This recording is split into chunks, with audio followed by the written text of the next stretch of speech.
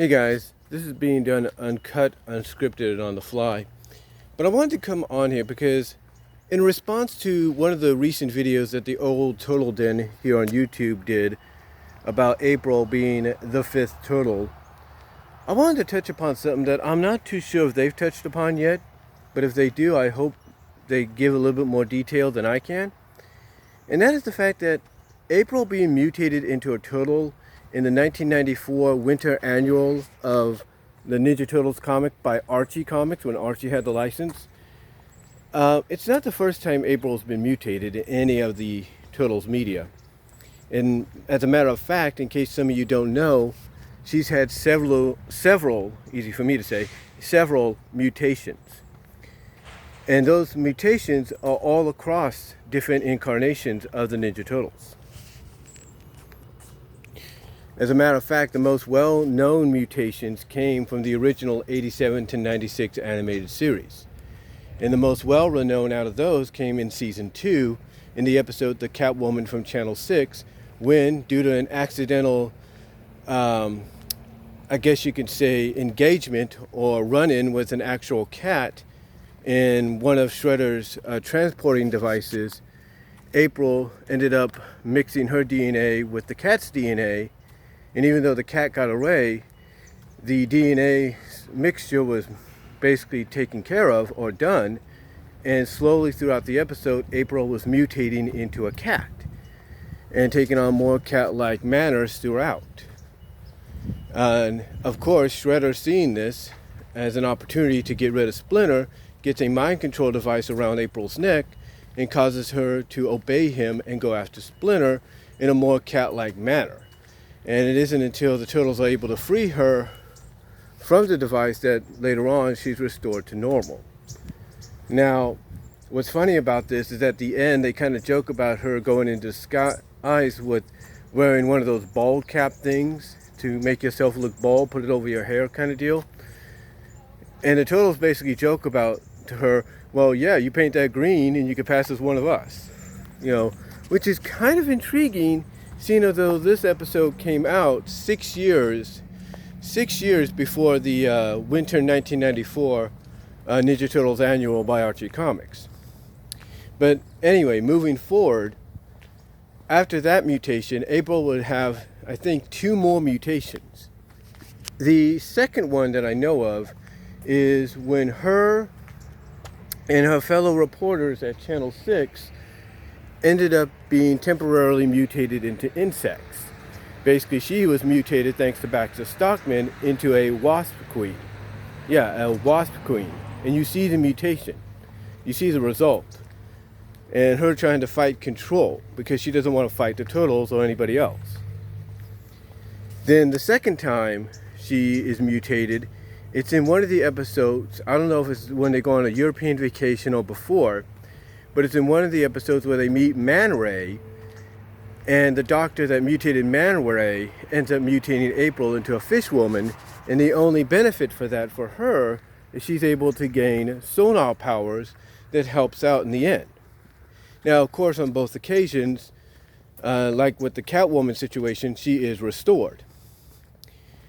However, it wouldn't be the last time she would be mutated. And even though it would take until the last season, which was dubbed Back to the Sewers, of the 2K3 to 2K9 Foxbox/4 Kids series, April also got mutated in that version. But like I said, it would take up until the last season dubbed Back to the Sewers. Long story short, Casey Jones is going to propose and pop the question to April finally, but he ends up getting her a ring that's possessed by this yin-yang spirit. It's corrupted, if you will. So when he places it on April's finger, April herself starts getting possessed and corrupted by the spirit, to the point that the point that after she's captured by the purple dragons, the spirit just basically has had enough and takes complete control of April's body, and by taking complete control of her body, mutates her body into this huge yin-yang monster, to the point that you see the mutation happening. You see this new body just emerging out of April's. You see her orange hair being replaced by white, stuff like that. And then all of a sudden, the end result is you see this big yang monster flying through the sky. Now, thankfully, they are able to restore her by getting the ring off her finger. And Casey, in the end, is able to properly give her the right ring because he ended up giving her the wrong ring, to ask her to marry him. So, yeah, even though it took until the final season of the 2003 to 2009 series, which was, like I say, dubbed Back to the Sewers, April herself was mutated in that version as well, but it was more of a possessive mutation.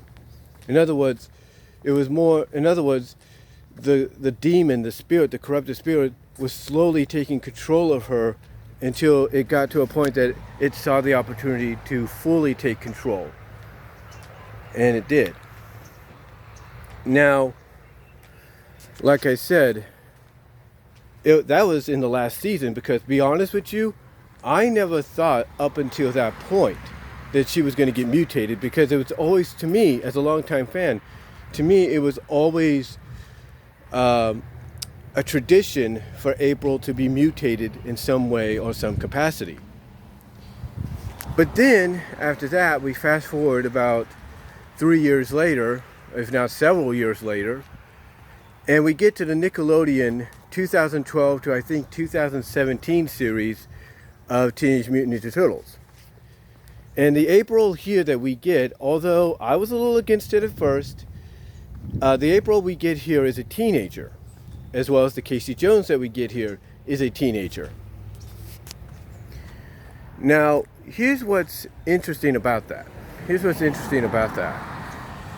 You see, there's always something characteristic about April that makes her stand out amongst all the characters sometimes, right?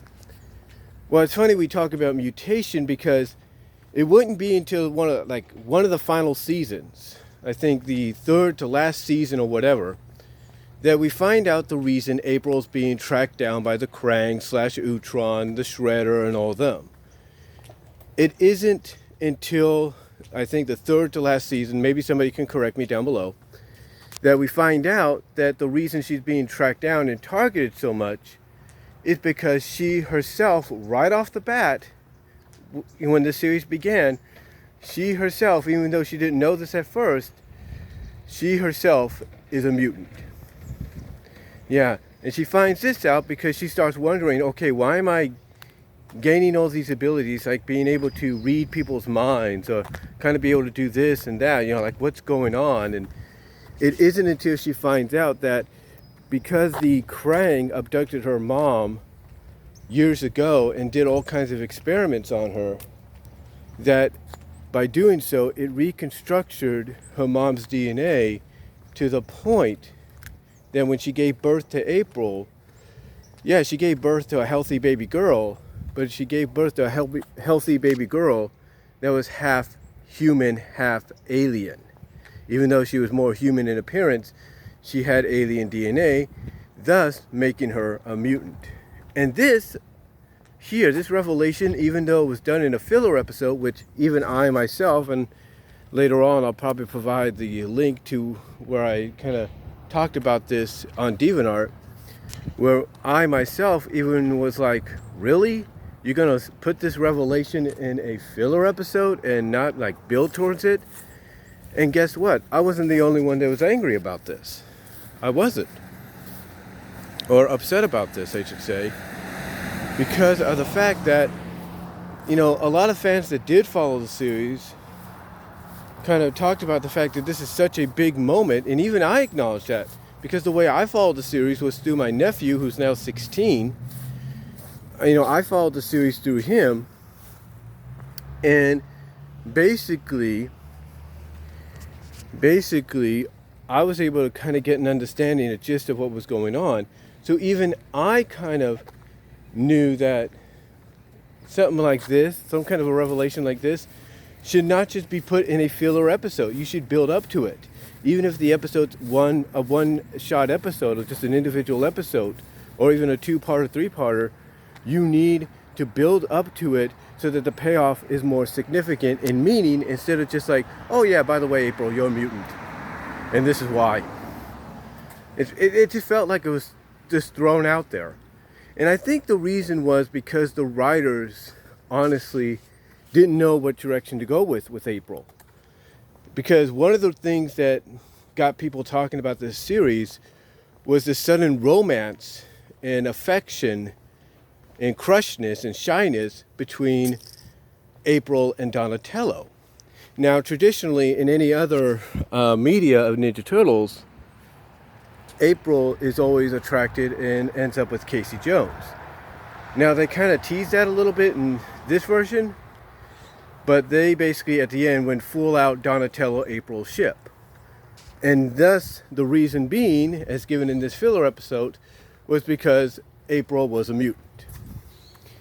It basically wasn't, oh, it's just a natural interspecies kind of deal.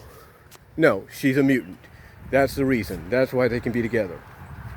So, yeah. Again, like I said, it's not the first time April's been mutated, but with this version, this recent version before the... Well, like I was saying, you know, April has been mutated several times over.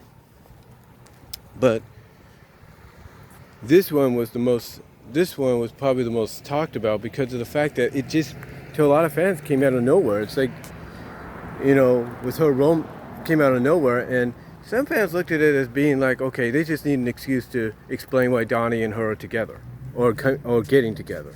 Because like I said, usually, traditionally, she would be with Casey Jones in any incarnation. But here, like I said, they teased that, but they ended up going full Donatello April throttle, if you will. And the explanation for it, even in a filler episode, was, oh, she's a mutant. That's why they can be together. It's not like I was saying, it's not like it couldn't have been a natural romance, interspecies romance, let's say Alisa, Maza, and Goliath and Gargoyles. Nope. It's, oh, she's a mutant. This is why. So, you know,